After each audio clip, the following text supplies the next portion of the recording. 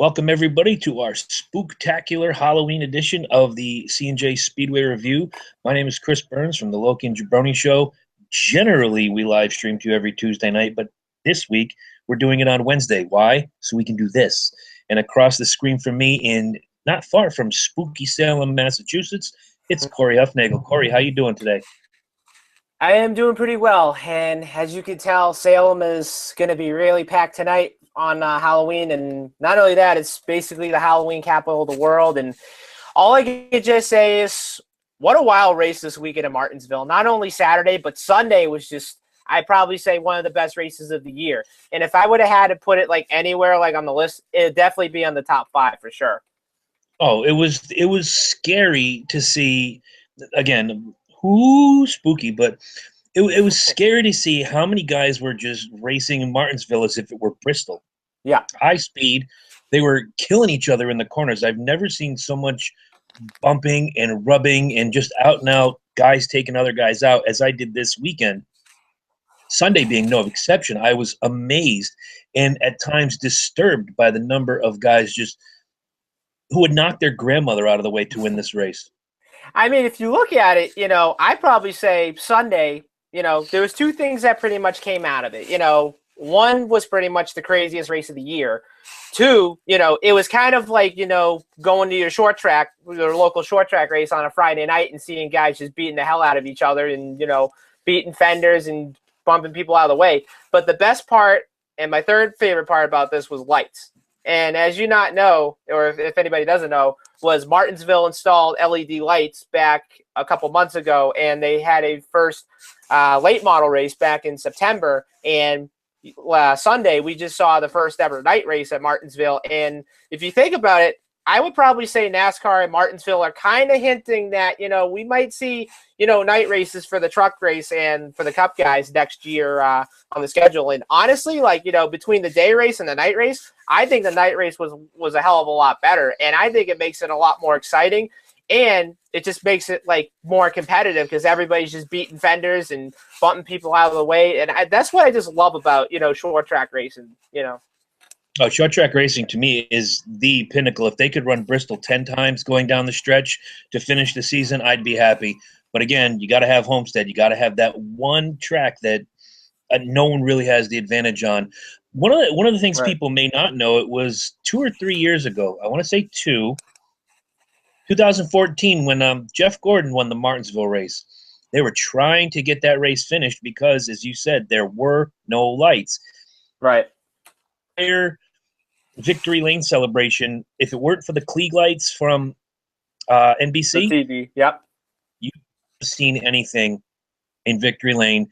That's how quick, obviously, if you're from the Northeast, or the East Coast in general, you know how quickly it gets dark, and those guys were battling up to and including when the end of the race, when it was dusky and you could barely see because they can't just throw Klieg lights out on the racetrack. Right.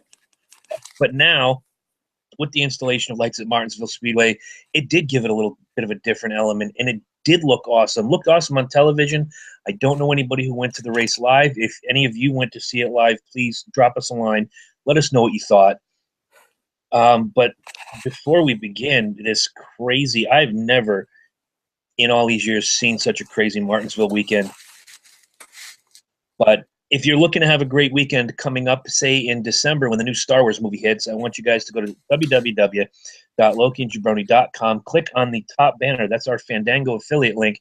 Get your tickets now, and Fandango will send you a free Star Wars poster. There's no hidden fees. There's no extra charges. And Fandango kicks back just a little bit of that purchase to help us keep up with production costs because the guy across the screen from me is very high-priced, and he needs a raise. He really does. Yeah.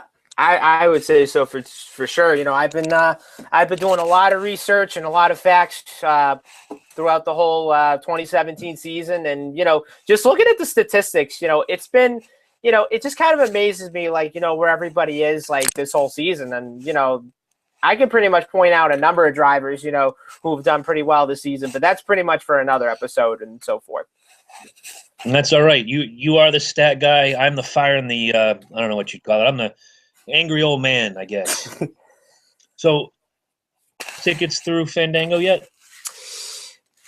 I would probably say not yet. And I mean, to be honest, like, I'm not really like a big fan of Star Wars, but I would say there's a couple of friends of mine that would definitely love to go see that movie.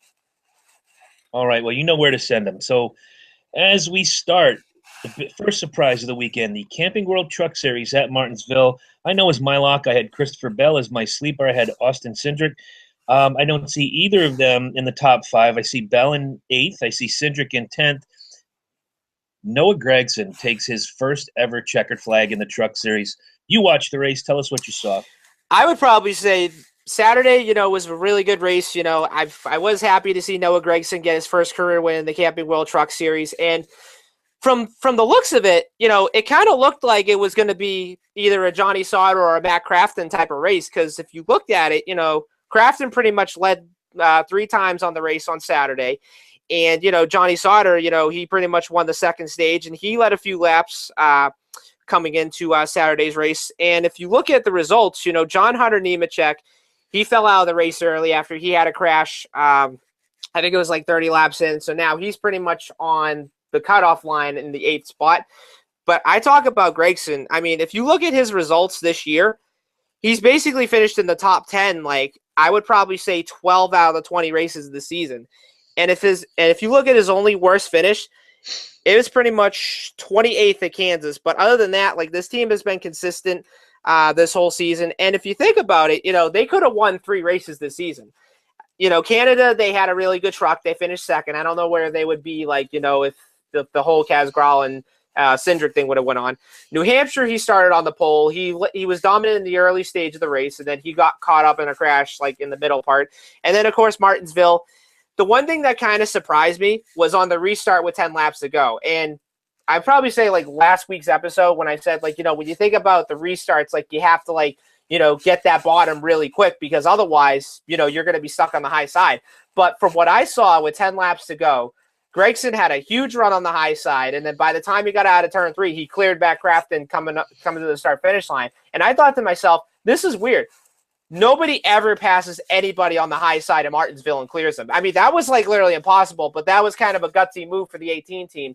But another thing that I pretty much learned was it was actually the second time we had a non-playoff driver win the race in Martinsville, because the last race we saw was Parker Kligerman winning at Talladega. He was another non-playoff driver. So now you have one playoff driver that ended up winning at Martinsville, and we now have 2 races left before Homestead. So I could just say that if we have another non-playoff driver win the next 2 races, I mean, the points are going to get shuffled up really quick, and it's going to get really tight, depending on who's got the stage points and who has, the good finishes whatsoever. Because, basically with the whole playoffs this year, you have to have stage points and you have to have a stage win, to determine if you can make it to the next round. But I would probably say that if that comes down to that scenario, it's going to get really tight when we get to Phoenix.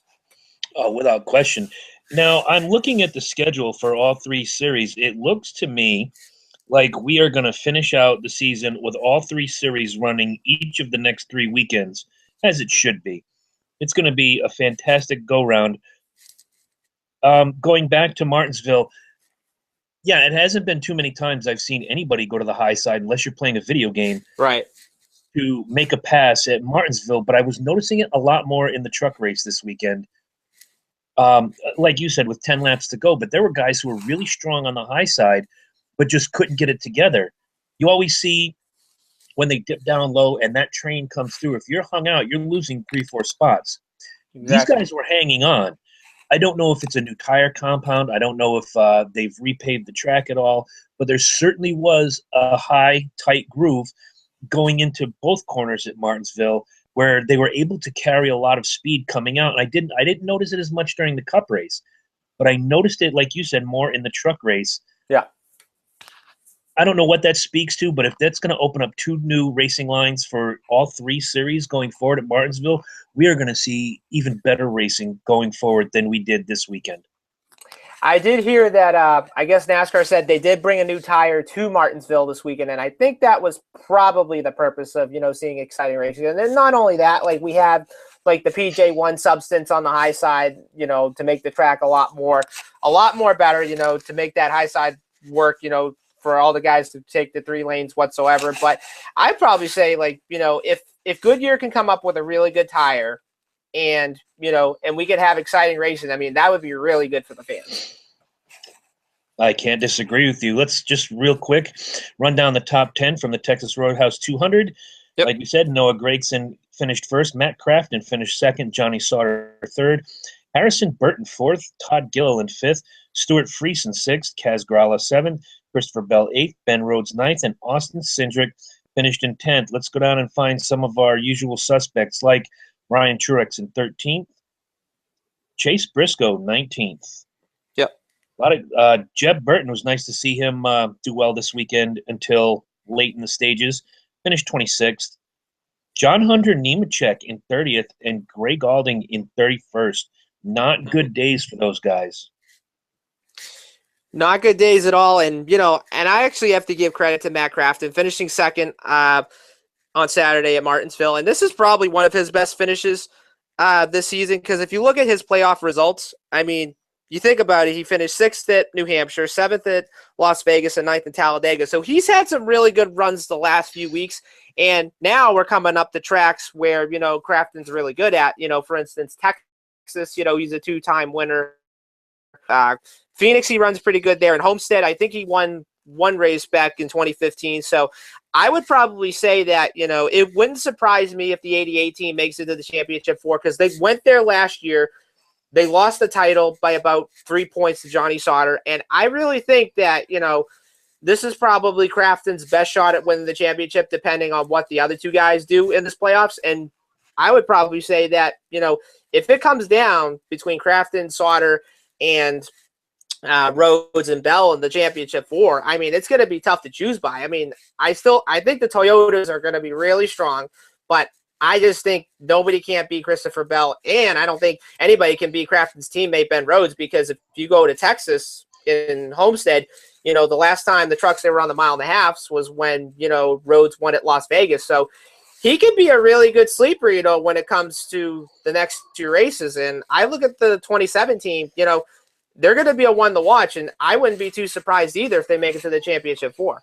Well, in the past few weeks, we've talked a lot about who is going to stop Christopher Bell, much like on the Cup side, we talk about who is going to stop Martin Truex Jr. I'm looking at the standings now, and I'll run you guys through them real quick. In this round of 6, you have John Hunter Nemechek in 6th, 62 points back. Austin Cindric is 5th, 45 points back. Ben Rhodes is 4th, 34 points back. Matt Crafton 3rd, 15 points back. Johnny Sauter's in 2nd, only 3 points back, and Christopher Bell is in the lead. I think going forward, and I'll start with my pick for Texas right now in the Truck Series. My lock is on Johnny Sauter. This guy's going to be a man on a mission. You are now within sniffing distance of a guy who was untouchable all year long. And as we've said every single week, it just takes 1 or 2 bad moments for the carpet to come out from underneath you. Do I think Christopher Bell is done? Absolutely not. But Johnny Sauter is going to be a man on a mission, and he's going to be knocking on Christopher Bell's door for the next 3 weeks.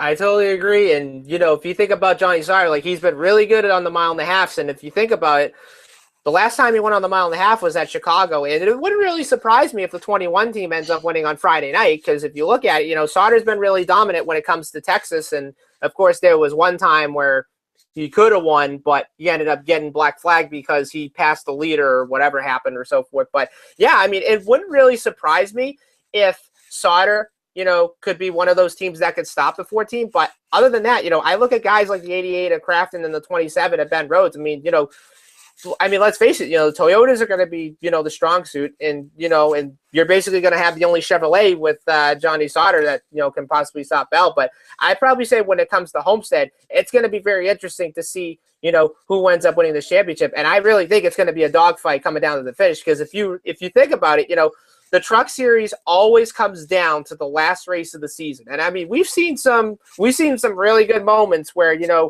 where we've seen drivers, win the championship at the last race of the year. I mean, I still remember back in 2003 where I guess it was like 5 drivers that were mathematically eligible to win the championship. And then, of course, Brendan Gaughan got caught up in a wreck. And then you had the whole mishap when Ted Musgrave, which was then the whole single file restart when he pretty much passed on the left. And back then, you couldn't do that. So what happens? He gets black flagged, and then he loses the championship, and then they give the championship to Travis Quapple that year and so forth. And think about it. I mean, I really think it's going to be a very interesting championship for the Truck Series when we get to Homestead in a couple weeks. And I wouldn't be too surprised if it's going to be a 3-wide battle for the lead, and then everybody all crashes, and then you see that one person end up going by the wreck and winning the championship. I mean, I really want to see a fantastic finish, but we'll just have to see what happens in a couple weeks. Sure. And then moving forward on that note, there is a guy who I picked as my sleeper who is, it seems to be a full-time Cup guy. I see him both on the Cup and the Xfinity every single week, but he needs to start knocking on doors. He needs to start ringing bells, and he really needs to start saying, I'm here and I'm for real. My sleeper for the truck race this week is Greg Galding in the 15. I'd say so, too. Wow, we're in lockstep today. Yep. But moving forward in Martinsville, we had the wreck-filled, fire, brimstone, fist-fighting Cup Series race. And, again, we just spoke about it. It was a wild and wacky weekend at the first out of 500. Before we go into too much, we all know Kyle Busch was the winner and Truex came home second. It was what happened behind them. Yeah. That made all the news. I mean, I'd probably say one of the craziest and probably one of the most competitive races in the playoffs so far this year. And like I said, and like you said, it was basically a wreck fest. You know, I would have to say like the last 100 laps, because I'd probably say the first maybe 200, it was kind of a clean race at first, but then once it came down to like 100 laps to go, that's when everybody was all going for it, because you think about it, the playoff drivers, you know, they all need to get the top 10 spots, you know, if they want to like advance to the next round and, you know, be where they are in the points. And I pretty much look at the last couple laps, you know, when you had that whole deal with Chase Elliott and Denny Hamlin.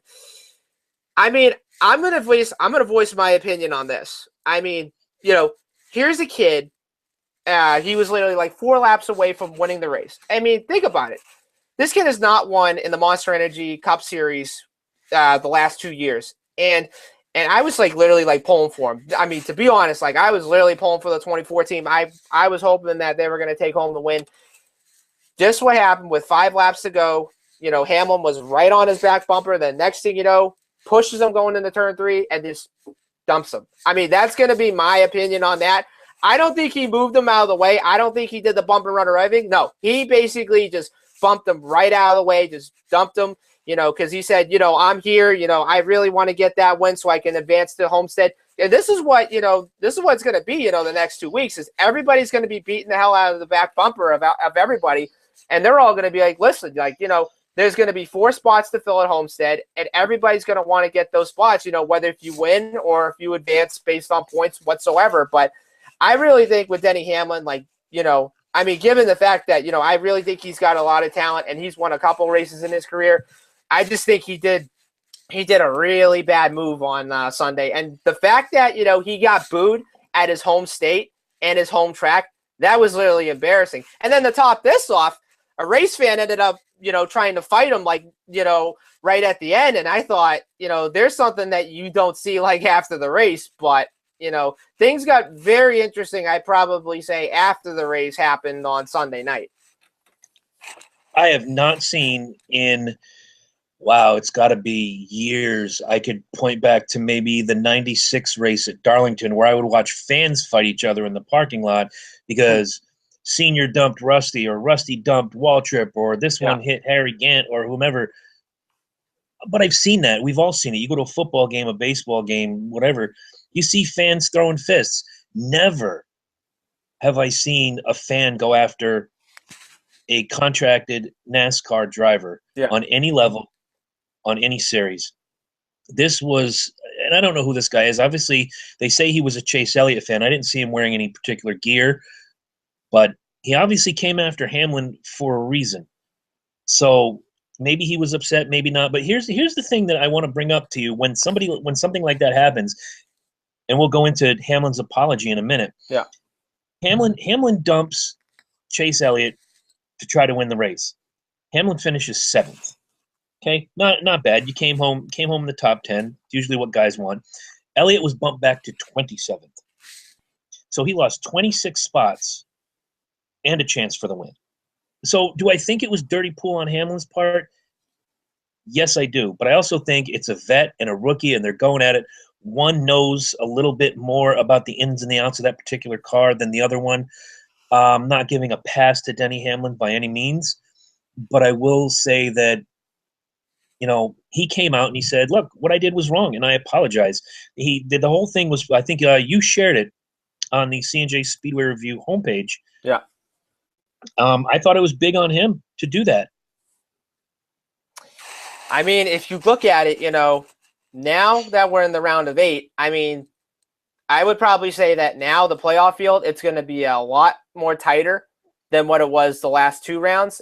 And now that it's 8 drivers and everybody's going to want to win the race the next 2 weeks, to advance to to the championship 4. But I mean, when it comes to that when it comes down to that segment, if you're running second and you need to win the race, and you got the guy going right behind you, I mean, obviously the second place guy is not going to finish second because, let's say if you finish second and then you get eliminated, then there goes your season. But I mean, do I think Hamlin raced, dirty and all that? I mean, I would probably say so, but I would have to say that he did what he had to do because if you think about it, it's going to be 2 races left and points are on the line. The championship 4 is on the line and, everybody's going to want to get those spots. And this is going to be that playoff segment in the round of 8 where the drama is going to start building up completely. It's going to start building up 110%.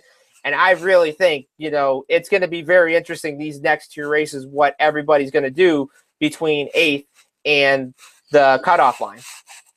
Do you think that if they get near each other in Texas this coming Sunday, that Elliott tries to push a little bit of payback onto the 11? I wouldn't be too surprised at all. I mean, just think about what happened in 2014, when Brad Keselowski, went after the Gibbs guys. And then, of course, after the race, Kenseth went after Keselowski after he bumped him coming on the pit road. And then, of course, a couple weeks later, Keselowski gets into Jeff Gordon. And then that pretty much started that huge fight after the race. So, I mean, I wouldn't be too surprised if those guys go at it. But, NASCAR is going to pretty much step in and say, like, okay, guys, look, what you guys did, was kind of like dirty whatsoever. So we don't want you to race aggressive. If you do this, then we're going to penalize you either way. So, and this is like the only part that I don't like is when NASCAR has to step in and say, okay, guys, don't do this again whatsoever. I mean, just remember, I think it was Brian France or whoever said, boys have at it. And that's the only thing that I love about NASCAR is just the drama. And I just love the drivers, just showing emotions, whenever, they lose a race or whenever they get into a big crash. That's the thing that the fans really want to see, whether if they're at the race or if they're watching on TV. And pretty much me, I like seeing fights. I mean, I like seeing, everybody, getting payback whatsoever. I mean, heck, sometimes, I'll post on Facebook, one of the NASCAR fights, and I'll say, I was watching a NASCAR race and a hockey game just broke out. So that was, just to make it kind of comical whatsoever. But, yeah, I mean, I wouldn't be too surprised if those 2 guys go at it with each other the next 2 weeks. And, we'll just have to see what happens. Going back to boys have at it, to every time you turn around, they're speaking to the drivers in the drivers' meeting saying, okay, we can't have this anymore. NASCAR seems to have a problem with, and we've spoken on it before, keeping the rules one way the entire season. You can't tell them boys have at it and then smack their little peepees when they do something wrong. Right. You can't tell them police yourselves on the track, and then when they do so, teams are looking for fines and suspensions and whatnot. You can't have it both ways, and I think that goes from NASCAR to the drivers all the way down the list, even to the fans, because the fans are all for it. Hey, boys have at it. My guy can dump your guy. But when your guy gets dumped, you're kind of bent out of shape, aren't you? If you don't see your 18 or your 4 or your 78 in victory lane because boys have at it, right? Your guy gets spun, you cannot have your cake and eat it too, I guess. So I picked Jimmy Johnson to win this race. Yeah, you don't have to remind me. Jimmy Johnson was not in the top 10. I picked Dale Jr. as my sleeper. He was not in the top 10. Your winner, as we already know, is Kyle Busch.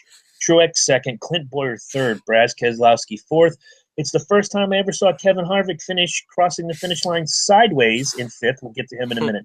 Yeah. Trevor Bayne 6th, Denny Hamlin 7th, Ryan Blaney 8th. We'll get to him in a minute. Yep. Matt Kenseth 9th, Ricky Stenhouse Jr. 10th. Let's get some other notables. We already talked about Earnhardt and Johnson.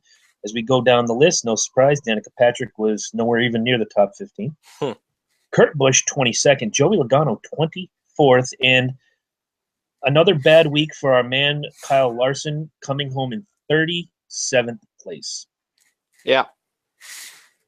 So toward the end of the race, Blaney and Harvick are banging door to door, bumper to bumper. They're just fighting for the same piece of real estate. I don't think I saw anything that was too out of the ordinary. Nobody dumped anybody else.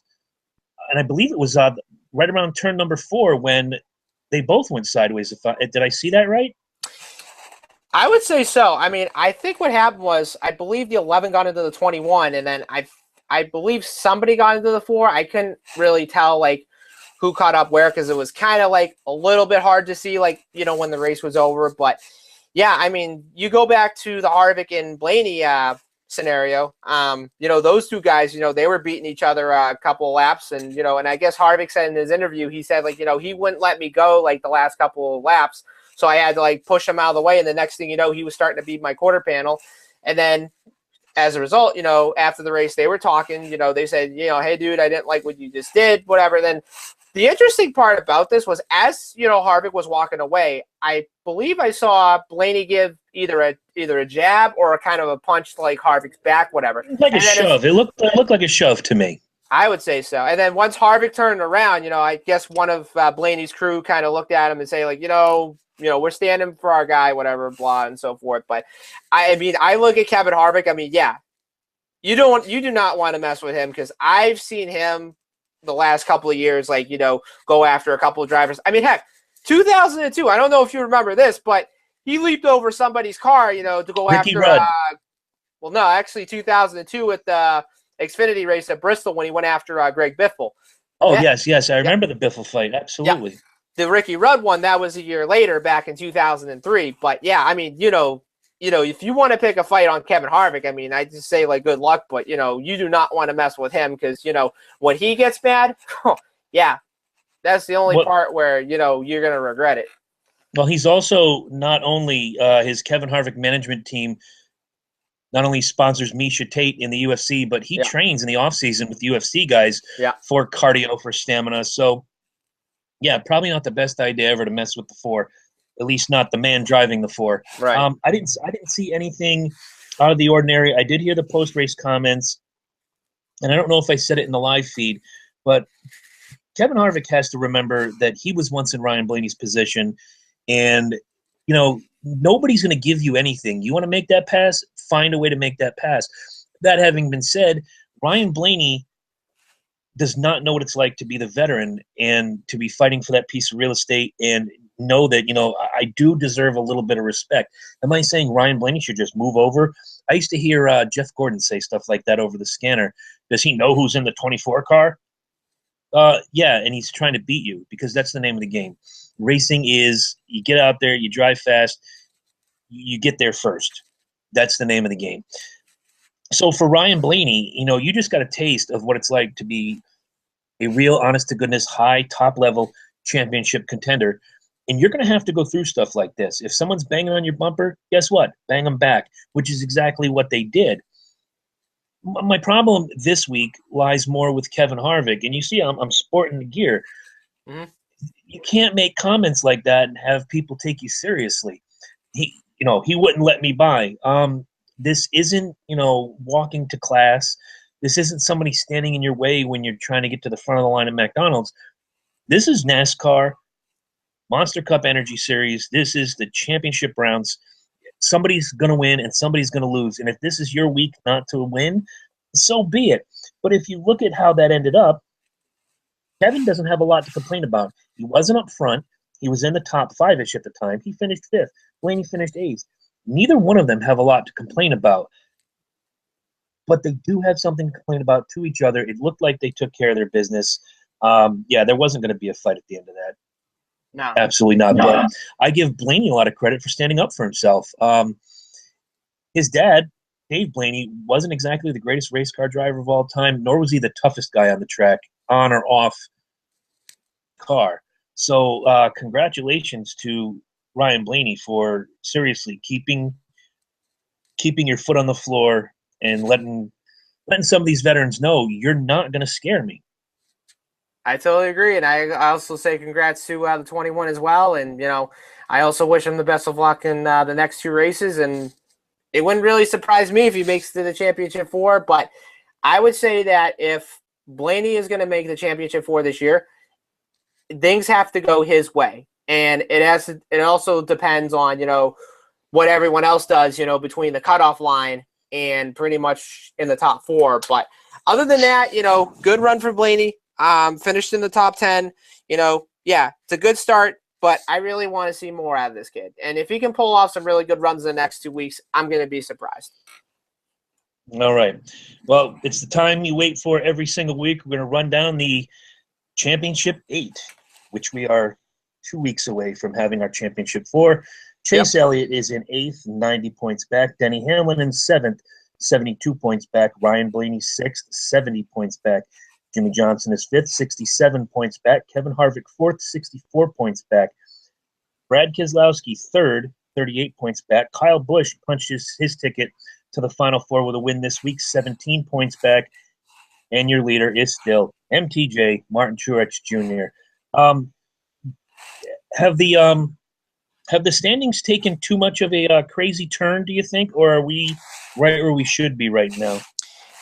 I would probably say within the next 2 weeks, I think things are going to get pretty interesting, between Texas and Phoenix. And like I said, I still look at Truex, and I really think he's got a chance at winning this weekend at Texas because, of course, they've been pretty much dominant on the mile and a half. But if you look at Chase Elliott, if you look at him between 8th and 4th, he basically is now 26 behind the cutoff line. So if you think about it, that's basically a race and a half, for him to make it up. I mean, does he have to win the race on Sunday? I mean, I would say so. I mean, I would have to say that with this scenario, he's going to have to win one of the 2 races if he's going to want to advance.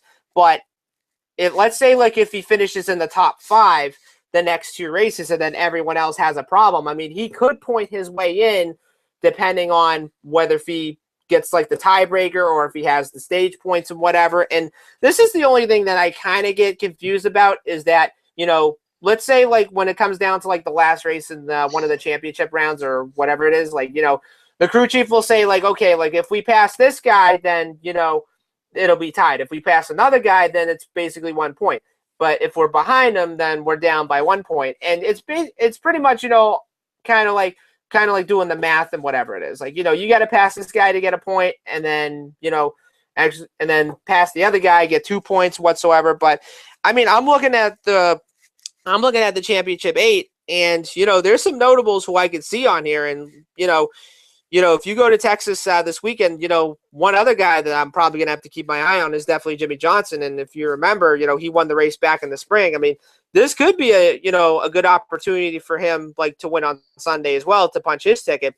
But I don't know. I mean, you look at, the next 2 races. I mean, things can happen. I mean, you could pretty much go from having a good finish a race ago, and then you go to the next race, have a bad finish, and then you have to go to Phoenix to win the race to try to advance. And I would probably say between Texas and Phoenix, I would say that, everybody's going to go for it the next 2. And because like I said, a lot's on the line and everybody's going to want to get those 4 spots. And, it's going to be very interesting to see how this all plays out. But I really don't think, I don't think this is going to surprise me that, you're going to have Truex and Kyle Busch, the only 2 guys that are going to be the tough ones to beat to win this championship.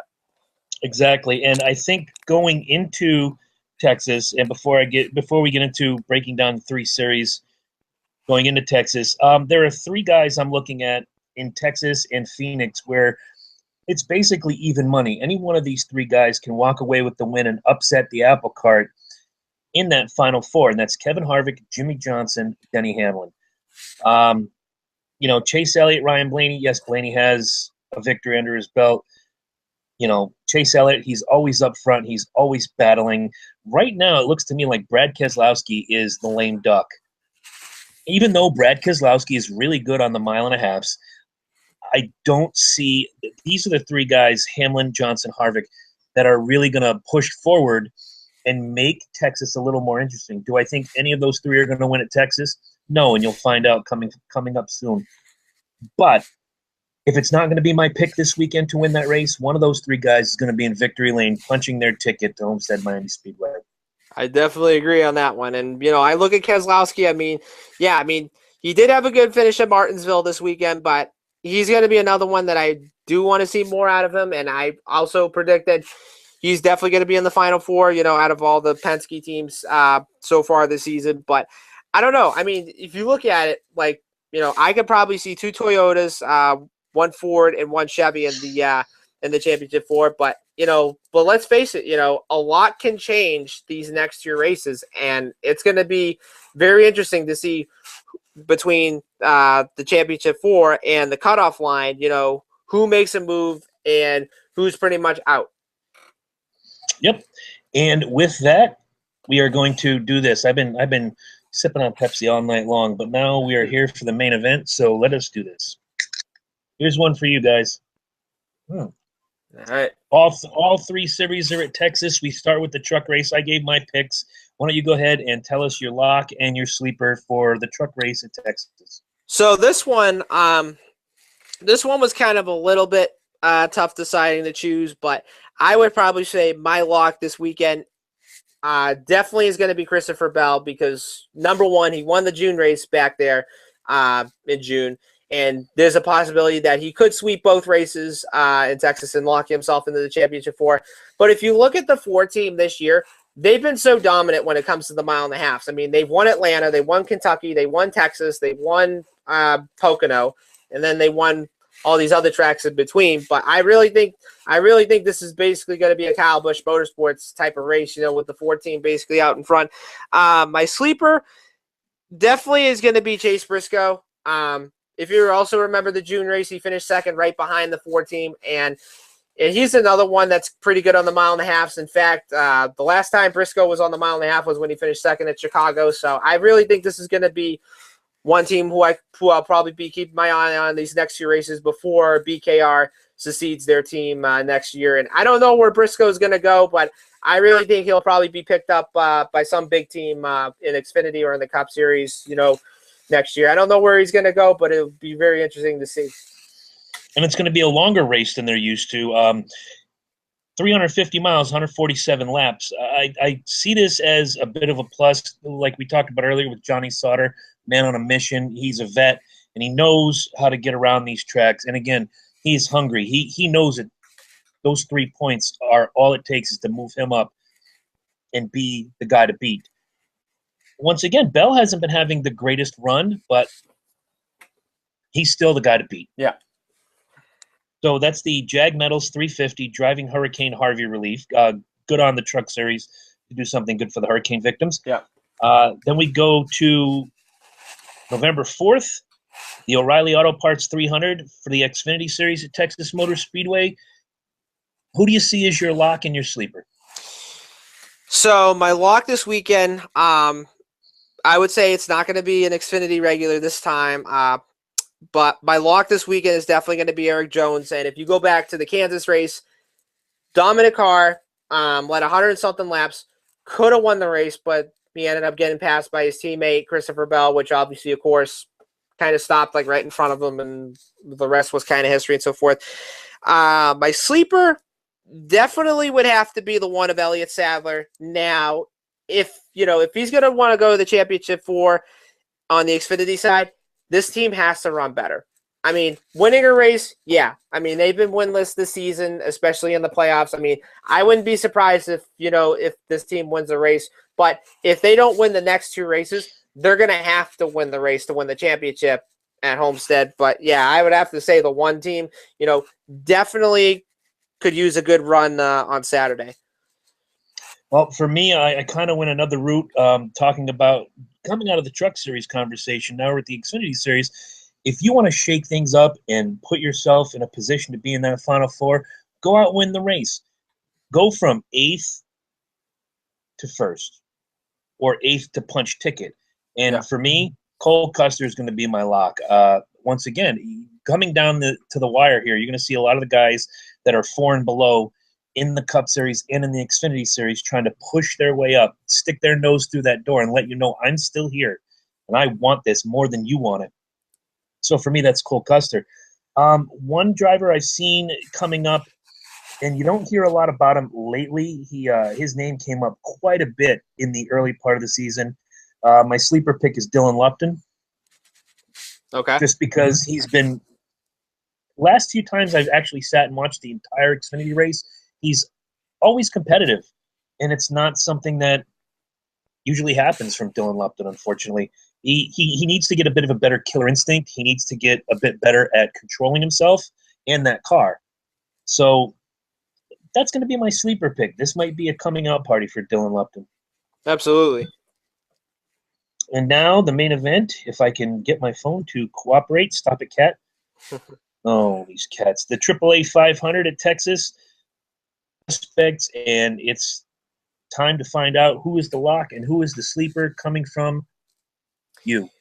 Very easy to choose. My lock would definitely have to be the 78 of Martin Truex Jr. And last time the guys were on the mile and a half was when the 78 won at Kansas, and this is just definitely going to be a 78 type of race on Sunday. And I would not be surprised if this team goes out, dominates, wins the race.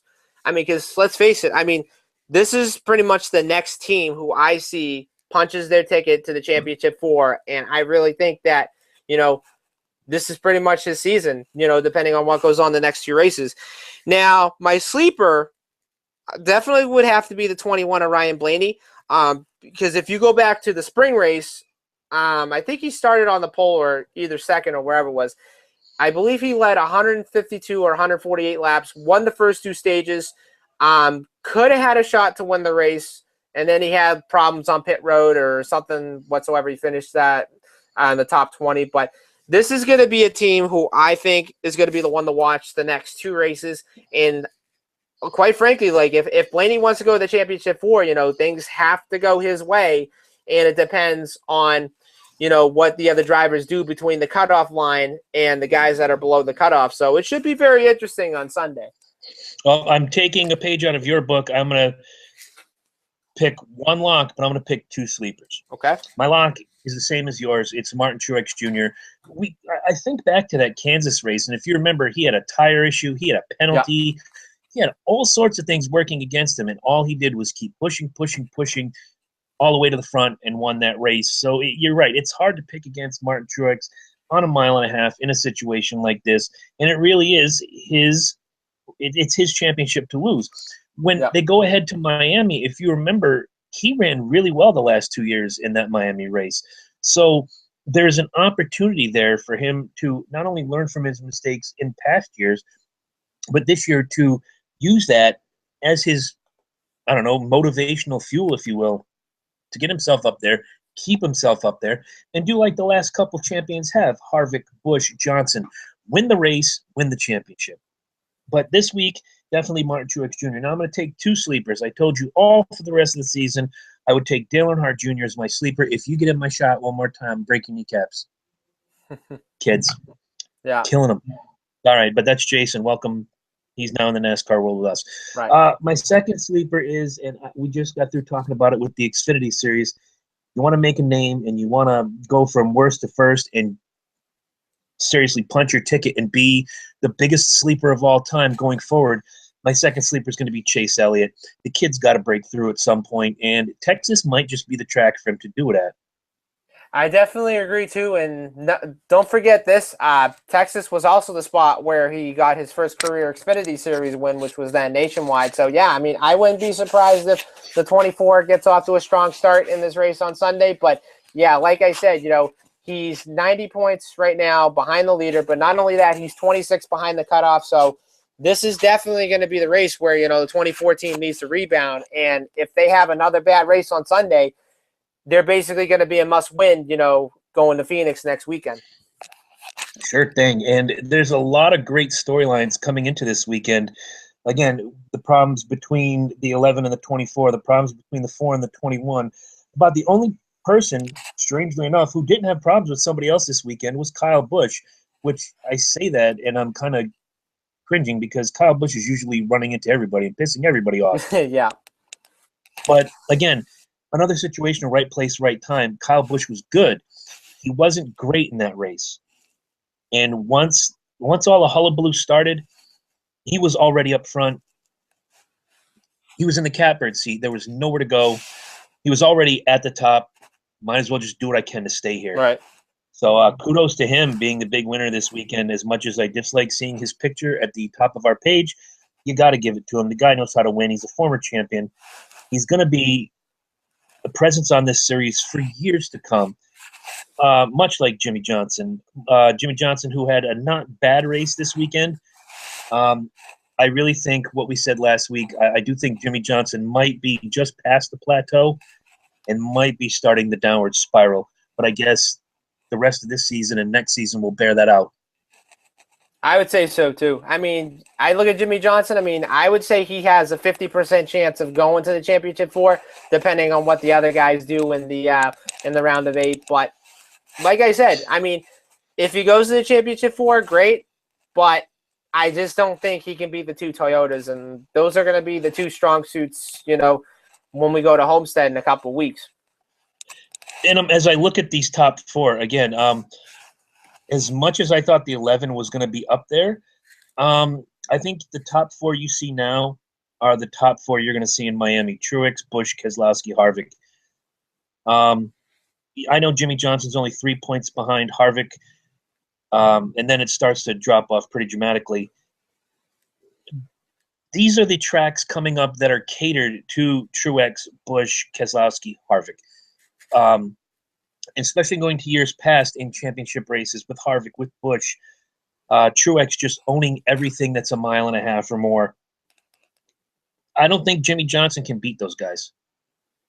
I don't think so either. I mean, I just look at the 78 and the 18. I mean, 78 strong suit is basically the mile and a half, and then the 18 strong suit is mile and a half, Phoenix, and then, of course, Harvick, he's been pretty much dominant when it comes to Phoenix as well. So, I mean, yeah, I mean, it's going to be tough to decide, what this 48 team does. But, yeah, I'm kind of on the 50% mark, if Johnson makes it to the championship 4. But, like I said, a lot could change these next 2 races, and you just never know, who's going to have that bad race and then who's basically, behind the cutoff, going into Phoenix in the must-win situation. So, and just remember, it could happen to a big driver. I mean, it could happen to, anybody. But, like I said, what I've learned in the playoffs, a lot of drama is insisted.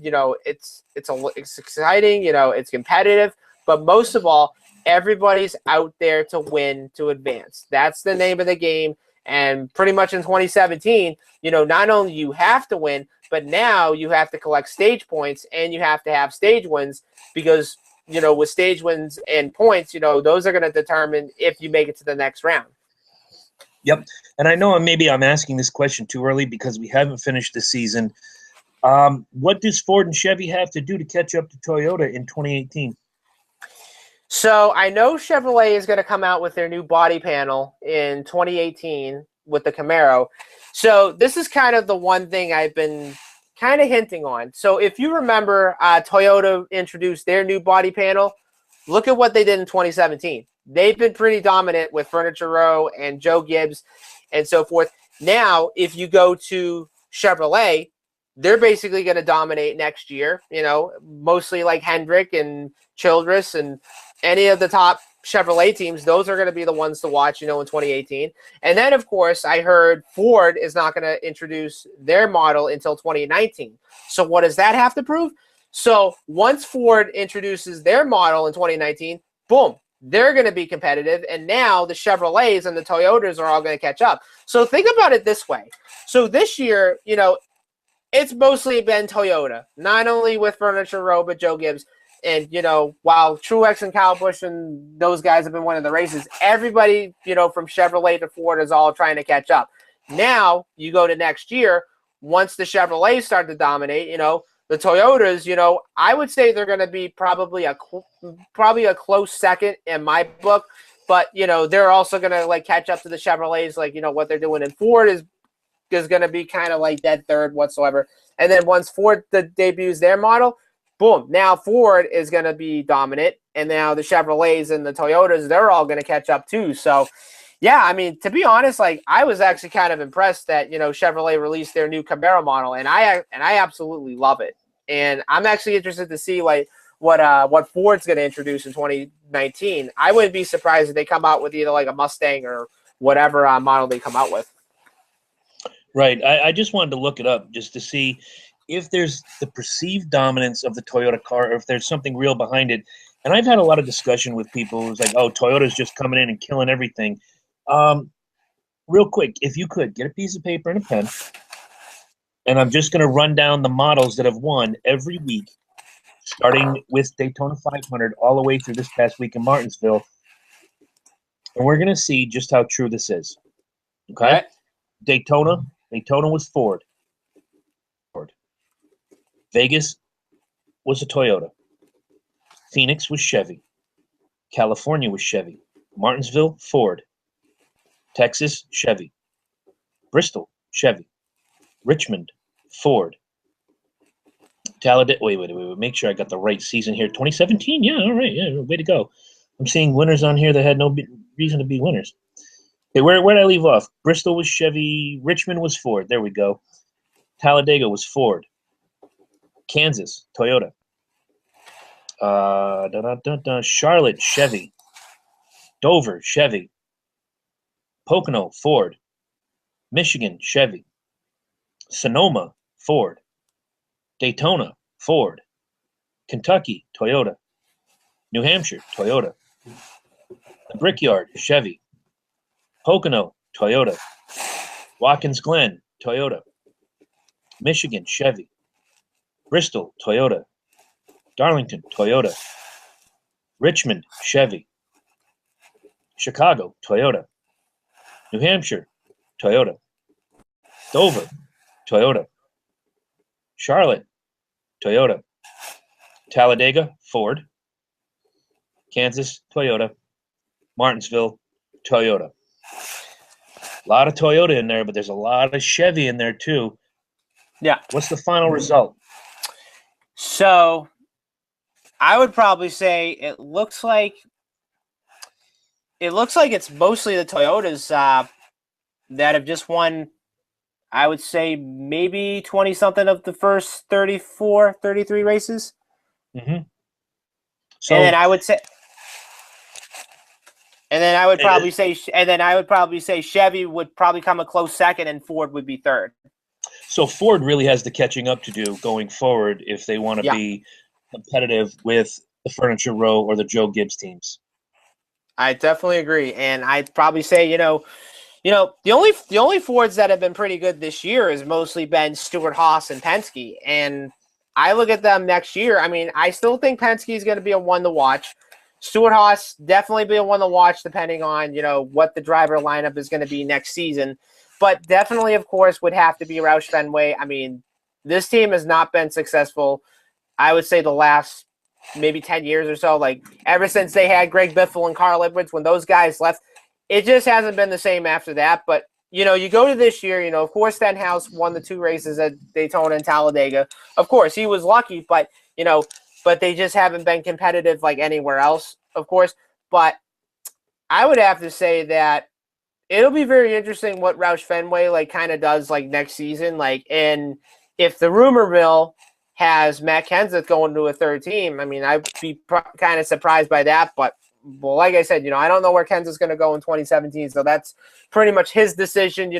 What he's going to do, either race another year or retire whatsoever. But I don't know. I mean, looking at the list, of course, the Toyotas are just going to be the ones to watch this year. But, I would have to say next year, once the new Chevrolet model comes out, that's going to be the only ones to watch in 2018. Well, I do agree that the Ford's going to need to do a lot of catching up, but with all the changes that we're likely to see in the offseason, I think maybe Ford will figure it out. As far as the Stewart Haas situation is concerned, they haven't announced who's going to be in the 10. They haven't announced if Kurt Busch is going to be in the 41 again next year. The only two we do know are Clint Boyer and Kevin Harvick. Yeah. Not exactly a great situation to be in if you're on the outside like us looking in. I'm sure they know what they're going to do next. All the other teams are pretty much set. You know who's moving up. You know who's going to be at Hendrick once Dale Jr. leaves. You know the moves that are being made right now. Stewart Haas is either playing close to the vest because they're trying to gain an advantage, or they don't have the first clue just like we do. I mean, it's, like I said, it's Stewart Haas's decision who they're going to pick up. But my prediction is Eric Almirola is definitely going to go with the 10 because, of course, Smithfield, he was over there at RPM. And, I wouldn't be too surprised if he replaces Danica and so forth. And Kurt Busch, I do expect him to be back in the 41, like if they can come up with a good contract deal or something, because that one kind of confused me this year because at first they said, Kurt Busch didn't renew his contract or so. He's not going to be back with the team. But then, of course, the team wrote on Twitter, they said, okay, we do expect Kurt to be back in the 41. We just don't know, what his plans are going to be. So, I mean, I would have to say this, you might have, one driver change, but I do expect, Kurt to be back with SHR. I mean, if he does leave, then, it'll be very interesting to see who they pick to replace him in the 41. And also it'll be very interesting to see where Kurt will go in 2018 if he does leave Stewart Haas. Absolutely. So as we wrap this up, is there anything you want to plug this week? Just follow me on Twitter. I am at NASCAR Indy. I also post up race results from IndyCar and NASCAR and so forth. Don't forget to go on NASCARindy.org. Instagram, we are at NASCAR IndyCar, and don't forget to visit NASCAR IndyCar Central on Facebook. We post up results, we post up standings, schedules, predictions, news, you name it. And don't forget, if I may add something, don't forget, if you're watching this with us right now or later on in the week, don't forget to tell your friends about C&J Speedway Review. Every time you watch the video on YouTube, hit that little thumbs up. It helps us. And nothing succeeds like success, and we need you because we're doing this for you. We don't get paid for this. Heck, No. If I was getting paid for it, I'd be here every day doing this. I'd piss off a lot of people, but I'd be here doing it. I totally agree, but hey, we do need more subscribers, and guys, look for us on YouTube, C&J Speedway Review, and make sure you click subscribe. We do need more subscribers. We're up to 13 right now, but we just want to see where we're going to be this year and hopefully next year and beyond. But hey, all I can just say is for all the NASCAR fans out there, wherever you guys are watching this, please watch us and see what you guys think. If you love us, great. If not, don't worry. But hey, make sure you guys subscribe. That's our big important reminder. Absolutely. And if you have any comments or questions that you'd like to hear us talk about, feel free to leave them on the Facebook page or on this video, because I check back every now and again to see if you guys have questions, and we'd love to answer them. We're going to have months to fill between the Miami race and the start of Speed Weeks in February. So get the questions in. Just a small little plug for a friend of mine, and this goes to the Loki and Jabroni show, is if you are in the southeastern Connecticut area on December 9, Constitution State Wrestling will be putting on an event at Elity Grasso High School. This will be at 7 p.m. Former WWE star Adam Rose will be in the main event against a local gentleman named Brutal Bob Evans. And once again, doing live streaming and commentary from that event will be the Loki and Jabroni show. CSW has been a big supporter of everything we've done, and they've invited us back a second time. So this just goes to show you how big this network is getting, that we're getting invites like this. And I hope that someday someplace like a Hooters will ask for C&J Speedway Review to come down and do something for them, or any number of sports places. It could be a sports bar, it could be a restaurant, it could be your kid's high school gym. Whatever the case is, we're out there and we're trying to make headway, and we can't do it without you. So share, like, subscribe, review, hit that thumbs up. That's my favorite when I turn on these videos and I see the thumbs up. Definitely for me, too. All right, so for Corey, thank you again. And we will see you guys next week right here on C&J Speedway Review, talking about everything that's big and bad in Texas. Thank you. And also happy Halloween, and have fun trick-or-treating. Be safe. And Also, let's go Texas. Good night. Good night, guys.